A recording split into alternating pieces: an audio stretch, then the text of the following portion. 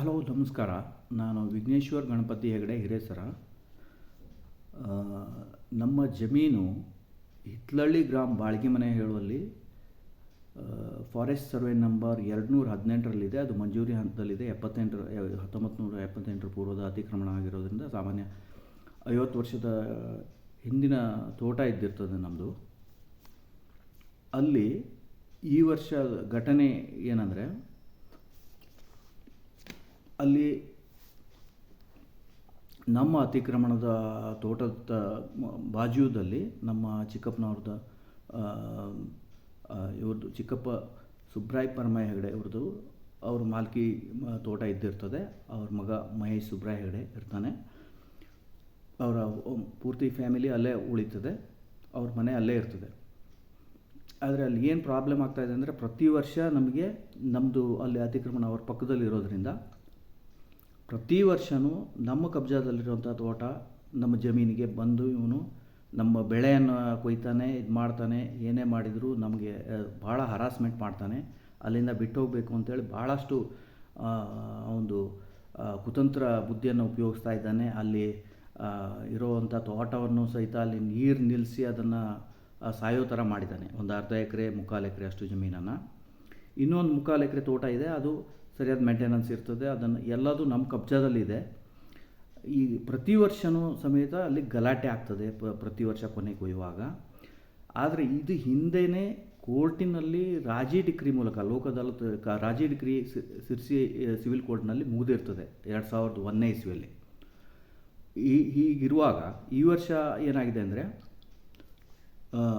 ನಾವು ಇನ್ನೇನು ಕೊನೆ ಕೊಯ್ಯಬೇಕು ಹೇಳುವಂಥ ತಯಾರಿ ಮಾಡಿಕೊಂಡು ಇದು ಮಾಡಿದಾಗ, ಬಹುಶಃ ನಾವು ಫಲಗುತ್ತಿಗೆನೂ ಒಂದು ಕೊಡೋ ಆಪ್ಷನ್ ನಾವು ಆಲೋಚನೆ ಮಾಡ್ತಾಯಿದ್ವಿ. ಅದ ನಂತರ ಒಂದಿನ ನಮ್ಮ ಗೌಡ ಮತ್ತು ಇನ್ಯಾರೋ ಫಲಗುತ್ತಿಗೆ ನೋಡಿದಾಗ ಅಲ್ಲಿ ಎಲ್ಲ ತಯಾರು ಮಾಡಿ ಇನ್ನೊಂದು 2 ದಿನದಲ್ಲಿ ಕೊನೆ ಕೊಯ್ಯಬೇಕಾಗಿತ್ತು. ಅಷ್ಟು ಮಧ್ಯದಲ್ಲಿ ಅವ್ರು ಹೋದರು. ಅಲ್ಲಿ ಹೋದಾಗ ಕೊನೆ ಇರಲಿಲ್ಲ.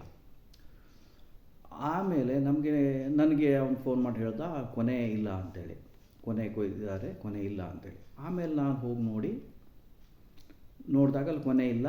ಆಮೇಲೆ ಇದು ಪ್ರತಿ ವರ್ಷದಂತೆ ಏನು ನಡೀತಾ ಇದೆ, ಇದು ಇವನೇ ಅಂತೇಳಿ ಗೊತ್ತಾಯಿತು. ಮಹೇಶ್ ಸುಬ್ರಾಯ್ ಹೆಗಡೆ, ಬಾಳ್ಗಿಮನೆ, ಹಿತ್ಲಳ್ಳಿ ಗ್ರಾಮ ಬರ್ತದೆ, ಯಲ್ಲಾಪುರ ತಾಲೂಕು. ಅವನ ಬಗ್ಗೆ ನಾನು ಕಂಪ್ಲೇಂಟು ಇದು ಲಾಡ್ಜ್ ಮಾಡಲಿಕ್ಕೆ ಹೋದೆ ಯಲ್ಲಾಪುರ ಸ್ಟೇಷನ್ನಲ್ಲಿ. ಅದನ್ನು FIR ಮಾಡಬೇಕಂತ ನಾನು ಪಟ್ಟಿಡಿದೆ. FIR ಮಾಡಲಿಕ್ಕೆ ಆಗೋದಿಲ್ಲ, ಇದು ಇನ್ನೂ ಭಾಳ ವಿಚಾರ ಮಾಡಬೇಕಾಗಿದೆ ಇದಕ್ಕೆ ಅಂತ ಹೇಳಿದರು. ಅದನ್ನು ಸುಮ್ಮನೆ ಒಂದು ಕಂಪ್ಲೇಂಟನ್ನು ರಿಜಿಸ್ಟರ್ ಮಾಡಿಕೊಂಡ್ರು. ಅದನ್ನು ನಾವು ವಿಚಾರ ಮಾಡಿ FIR ಮಾಡ್ತೇವೆ ಅಂತ ಹೇಳಿದರು. ಆಮೇಲೆ ಅದು 78 ಪೂರ್ವದ ಅತಿಕ್ರಮಣ ಆಗಿರೋದ್ರಿಂದ, ಫಾರೆಸ್ಟ್ ಎನ್ಕ್ರೋಚ್ಮೆಂಟ್ ಆಗಿರೋದ್ರಿಂದ ಅವರಿಂದ ಕನ್ಫರ್ಮೇಷನ್ನು ಅದನ್ನೆಲ್ಲ ಕನ್ಫರ್ಮ್ ಮಾಡಿಕೊಂಡು ನಾವು FIR ಕಳ್ತನ ಆಗಿದ್ರ ಬಗ್ಗೆ ನಾವು ಮಾಡ್ತೇವೆ ನಿಮ್ಮದು ಅಂತ ಕನ್ಫರ್ಮ್ ಆದರೆ ಅಂತ ಮಾಡಿಕೊಂಡ್ರು. ಸಾಮಾನ್ಯ ಇದು ನಡೆದಿದ್ದ ಘಟನೆ ಸಾಮಾನ್ಯ ನವಂಬರ್ 14 ಮತ್ತು 20 ಮಧ್ಯೆ. ಯಾಕೆಂದರೆ ನಾವು ದಿನ ಹೋಗೋದಿಲ್ಲ ನಮ್ಮ ಮನೆಯಿಂದ. ಇದು ಹಿರೇಸರದಿಂದ ಈ ಬಾಳ್ಗಿಮನೆ ಹೇಳೋದು ಅಂದರೆ ಹಿತ್ಲಳ್ಳಿ ಗ್ರಾಮದಲ್ಲಿ ಬರ್ತದೆ. ಇಲ್ಲಿಂದ ಸಾಮಾನ್ಯ ಒಂದು 7-8 ಕಿಲೋಮೀಟ್ರು ಅಥವಾ ಅದಕ್ಕಿಂತ ಸ್ವಲ್ಪ ಹೆಚ್ಚು ಕಡಿಮೆ ಆಗ್ತದೆ. ಹಾಗಿರುವಾಗ ಅವರು ಅದನ್ನು ಕನ್ಫರ್ಮ್ ಮಾಡಿಕೊಂಡು FIR ಮಾಡ್ತೇವೆ ಅಂತ ಹೇಳಿದರು. ಫಾರೆಸ್ಟ್ ಡಿಪಾರ್ಟ್ಮೆಂಟಿಂದನೂ ವರದಿ ತರಿಸ್ಕೊಳ್ತೇನೆ ಅಂತ ಹೇಳಿದರು. ನಾವು ಇದು ಕೋರ್ಟಿನ ಕಾಂಪ್ರಮೈಸ್ ಡಿಗ್ರಿ ಇದ್ದಿದ್ದಾಗ್ಯೂ ಆ ಥರ ಹೇಳಿದರು. ಸರಿ ಅಂತ ನಾವು ವೇಟ್ ಮಾಡಿದ್ವಿ. ಅವ್ರು ಫಾರೆಸ್ಟ್ ಡಿಪಾರ್ಟ್ಮೆಂಟ್ ಅವ್ರು ವರದಿ ಕೊಡೋಲ್ಲಿ ಅವರಿಗೆ.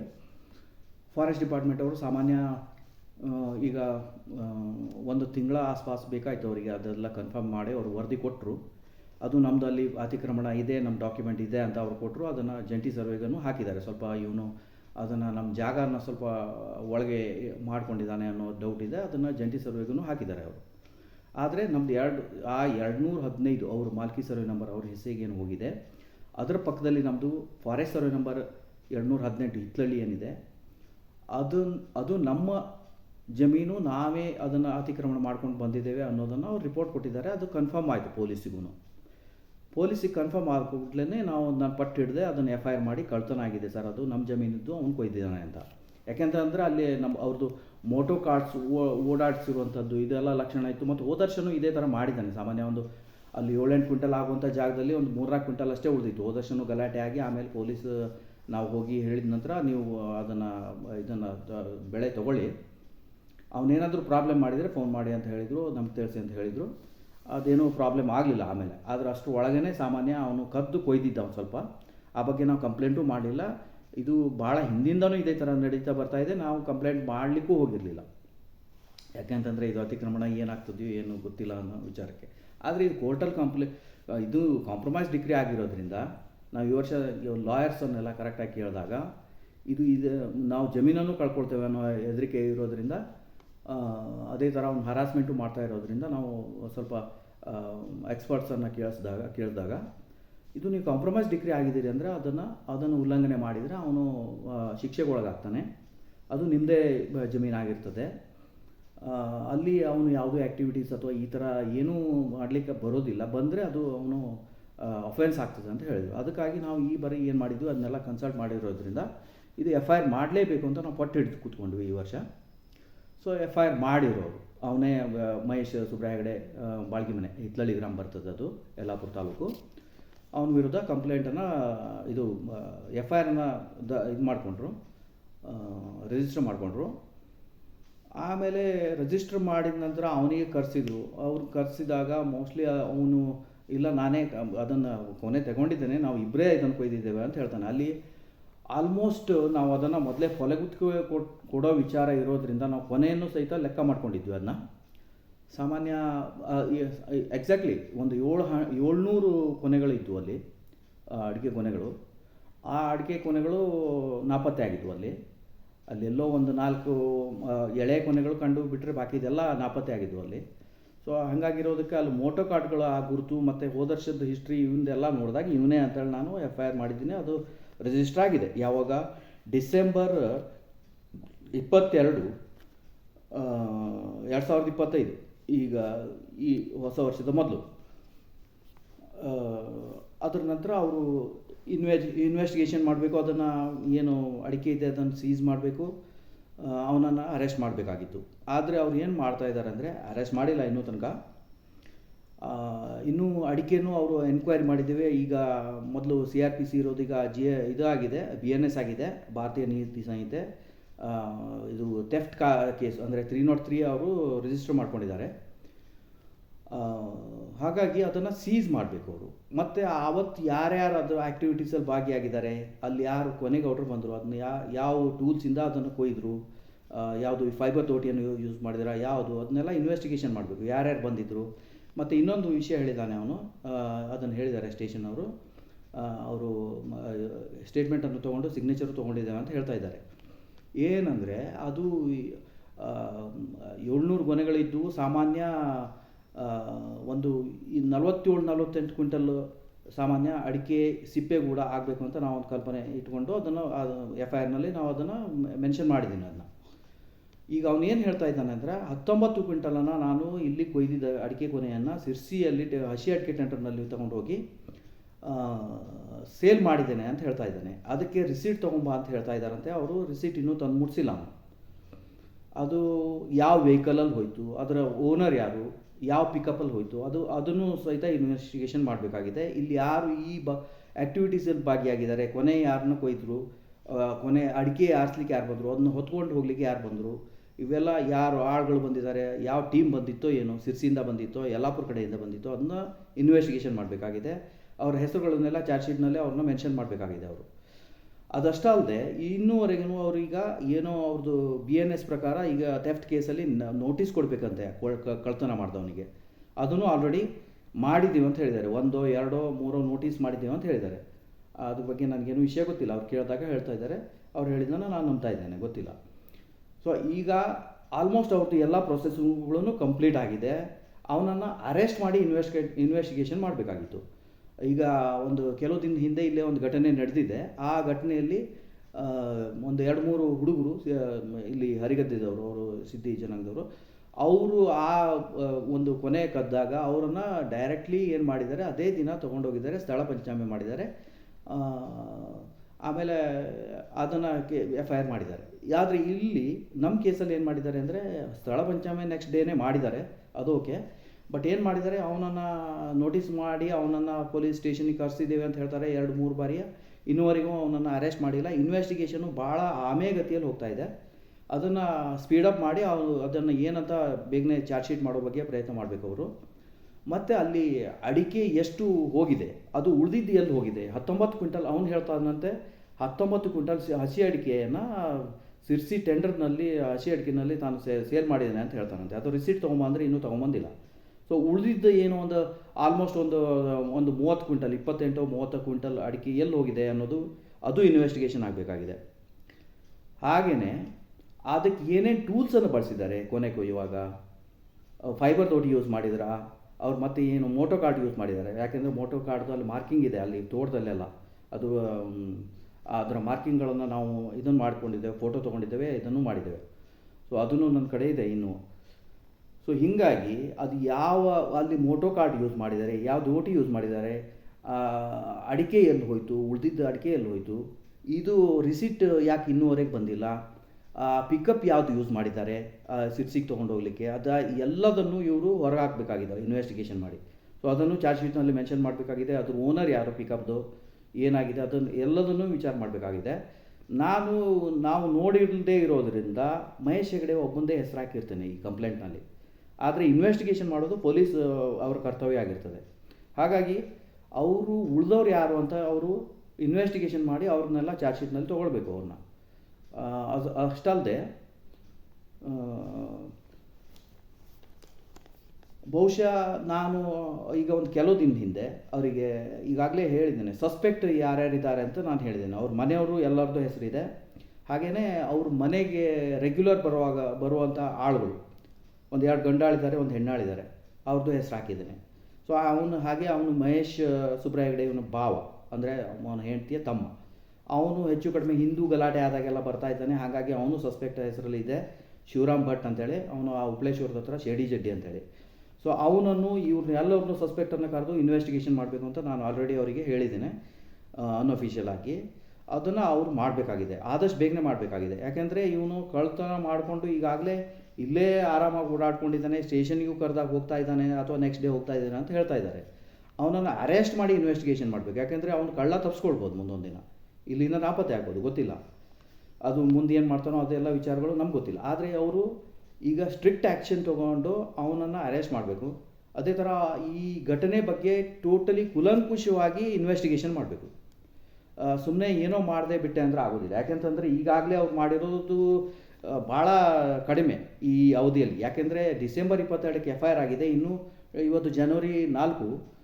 ಇನ್ನೂವರೆಗೆ ಯಾವುದೂ ವಿಶೇಷವಾದ ಇನ್ವೆಸ್ಟಿಗೇಷನ್ ನಡೆದಂಗಿಲ್ಲ ನನ್ನ ಪ್ರಕಾರ. ಅವರು ಹೇಳ್ತಾರೆ ಅವರಿಬ್ಬರೇ, ಅವನು ಇನ್ನೊಂದು ಆಳಿದ್ದಾನೆ ರಾಮ ಬುದ್ದುಕೊಂಡ್ಬಿ ಅಂತ, ನಾವಿಬ್ಬರೇ ಅದನ್ನು ಕೊಯ್ದಿದ್ದೇವೆ, ಇದು ಮಾಡಿದ್ದೇವೆ, ಸಿರ್ಸಿ ತೊಗೊಂಡಿದ್ದೇವೆ ಅಂತ ಹೇಳ್ತಾರತ್ತೆ. ಇದು ಯಾರು ನಂಬಲಿಕ್ಕೆ ಅಸಾಧ್ಯವಾದಂಥದ್ದು.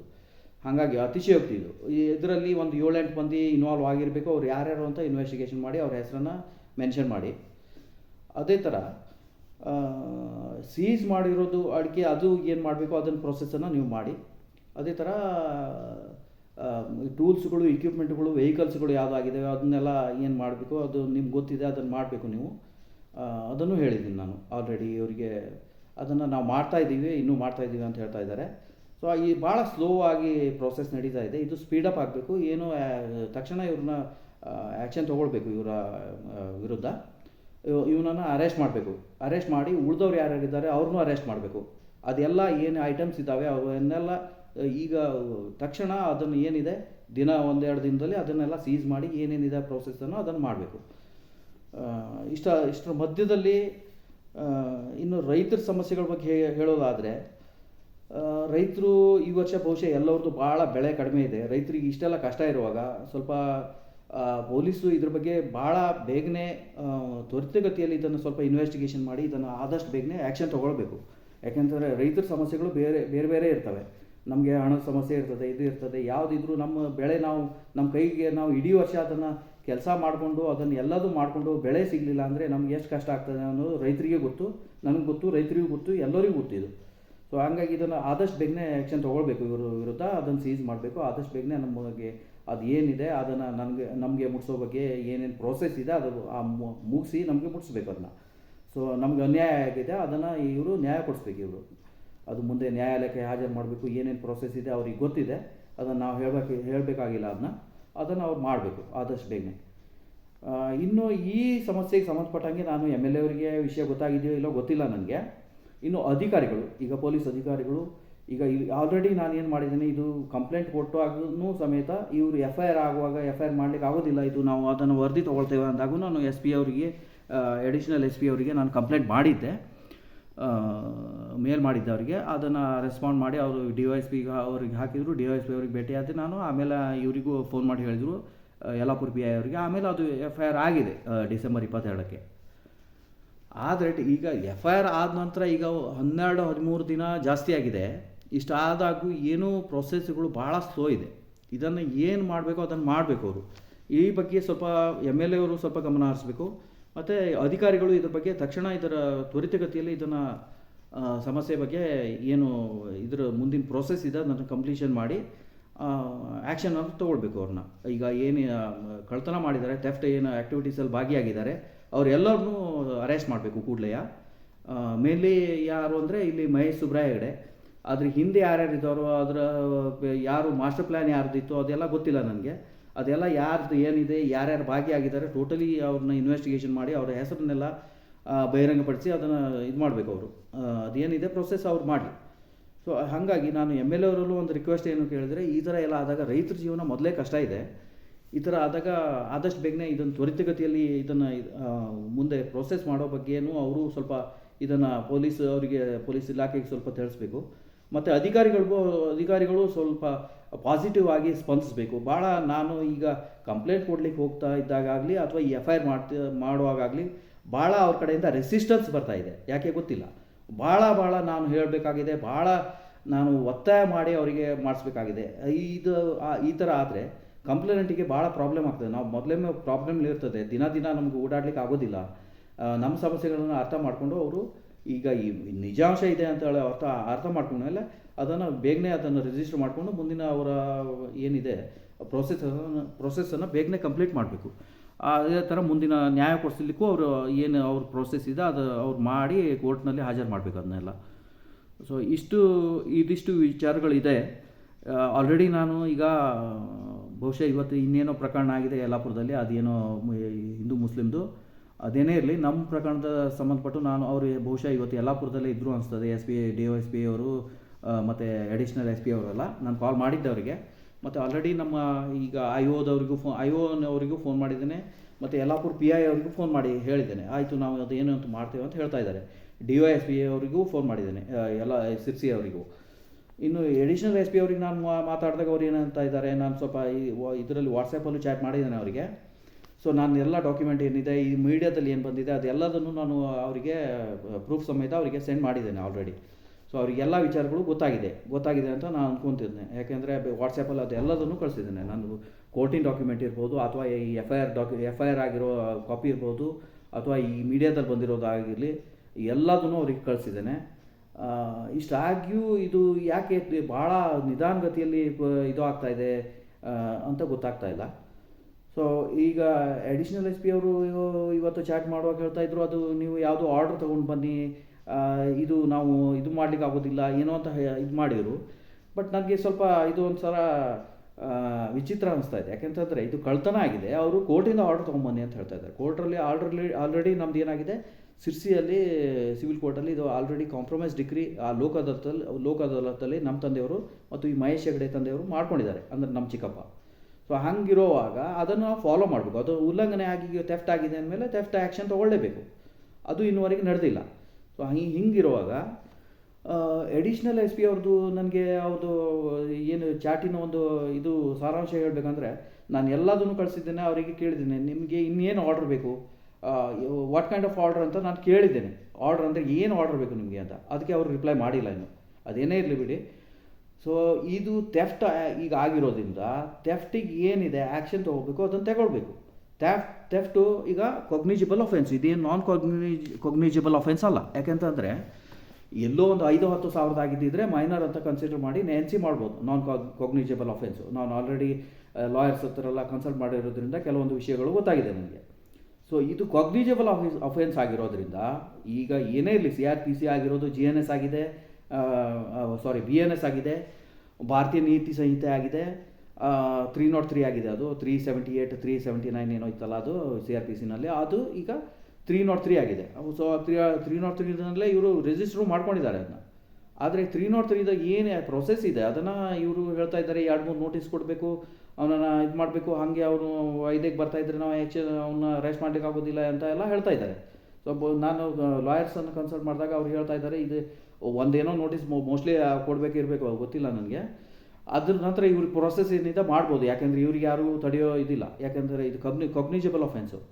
ಈಗ ಟೆಫ್ಟು ಕಾಗ್ನಿಜಬಲ್ ಅಫೆನ್ಸ್ ಆದಾಗ ಅದಕ್ಕೆ ಅರೆಸ್ಟ್ ಮಾಡಬೇಕಂತ ಇದೆ. ಕೂಡಲೇ ಅರೆಸ್ಟ್ ಮಾಡಿ ಇನ್ವೆಸ್ಟಿಗೇಷನ್ ಮಾಡಿ. ನೀವು ಇನ್ವೆಸ್ಟಿಗೇಷನ್ ಅವ್ನು ಕರೆದು ಹಾಗೆ ಸ್ಟೇಷನಿಂದ ಬಿಡ್ತಾ ಇದ್ದೀರಾ, ಇನ್ವೆಸ್ಟಿಗೇಷನ್ ನಡೀತಾ ಇದೆ ಅಂತ ಹೇಳ್ತಾ ಇದ್ದೀರಿ ನೀವು. ಯಾಕೆ ಅರೆಸ್ಟ್ ಮಾಡ್ತಾ ಇಲ್ಲ, ಯಾಕೆ ಸೀಸ್ ಮಾಡ್ತಾ ಇಲ್ಲ, ಯಾಕೆ ಅವನು ಈಗ ಅಡಿಕೆ ಕೊಡ್ತೇನೆ, ದುಡ್ಡು ಕೊಡ್ತೇನೆ ಅಂತ ಹೇಳ್ತಾ ಇದ್ದಾನೆ, ಹಣ ಕೊಡ್ತೇನೆ ಅಂತ ಹೇಳ್ತಾ ಇದ್ದಾನೆ. ಅದಕ್ಕೆ ಅವ್ನು ಹೇಳ್ತಾ ಇರೋದು ನೀವು ಏನು ಕೇಳ್ಕೊಂಡು ಕೂತ್ಕೊಂಡಿದ್ದೀರಿ ಗೊತ್ತಿಲ್ಲ. ಯಾಕೆಂದರೆ ಬೇರೆ ಯಾವುದೋ ಕಳ್ಳರಾದರೆ ನೀವು ಈ ಥರ ಮೊನ್ನೆ ಪ್ರಕರಣದಲ್ಲಿ ನಾನು ನೋಡಿದ್ದೇನೆ, ಅವನು ಡೈರೆಕ್ಟ್ ನೀವು ಗಾಡಿ ಹಚ್ಕೊಂಡು ತೊಗೊಂಡೋಗಿದ್ದೀರಿ ಸೀದಾ. ಇಲ್ಲಿ ಯಾಕೆ ಇವನನ್ನು ತೊಗೊಂಡು ಹೋಗ್ತಾ ಇಲ್ಲ, ಇವನು ಯಾಕೆ ಅರೆಸ್ಟ್ ಮಾಡ್ತಾ ಇಲ್ಲ, ಯಾಕೆ ಸೀಸ್ ಮಾಡ್ತಾ ಇಲ್ಲ ಐಟಮ್ಸನ್ನು, ಯಾಕೆ ಇನ್ವೆಸ್ಟಿಗೇಷನ್ ಇನ್ನೂವರೆಗೆ ಭಾಳ ಸ್ಲೋ ಇದೆ ಅದು ಗೊತ್ತಿಲ್ಲ. ಅದು ಎಲ್ಲದನ್ನು ಇವರು ತ್ವರಿತಗತಿಯಲ್ಲಿ ಮಾಡಿ ಅದನ್ನು ಮುಂದಿನ ಆ್ಯಕ್ಷನ್ ತೊಗೊಳ್ಬೇಕಂತ ಹೇಳ್ತೇನೆ. ನಮಸ್ಕಾರ.